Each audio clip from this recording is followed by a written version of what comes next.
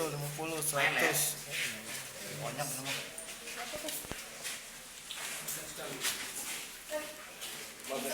Wah, deh, jauh dikit deh. Tes sekali mau deh.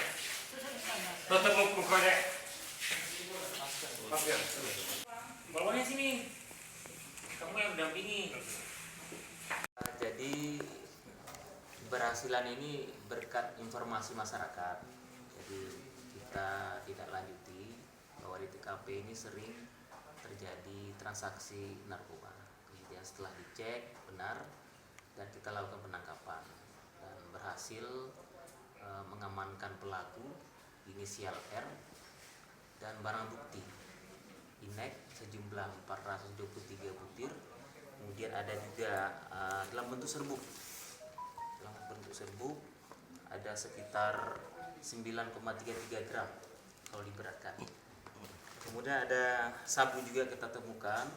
Ini satu paket ini di dalam dompet yang dikunci gembok. Nah, ini sebenarnya kemarin itu susah. Nah, caranya kan? Sebenarnya kita buka, alhamdulillah barang-barang ini ada di dalam dompet. Untuk sabu berat brutonya 85,33 gram. Hampir 1 U. Alhamdulillah, mudah-mudahan nanti kita kembangkan lagi untuk mendapatkan hasil yang besar lagi. Modus pelaku sendiri kan? Jadi ini yang punya barang ini memang menyasar ibu-ibu rumah tangga, ya, dengan cara menggunakan ibu rumah tangga untuk menitipkan barangnya untuk dijual juga. Ini modus baru ini sebenarnya. Jadi kan tidak diketahui bahwa ini memang bukan bandarnya, cuma digunakanlah ibu rumah tangga ini untuk mendistribusikan barang-barang haram ini. Sudah berapa kali dia? Berapa kali, Bu? Baru ini? 2 kali, 3 kali, 4 kali?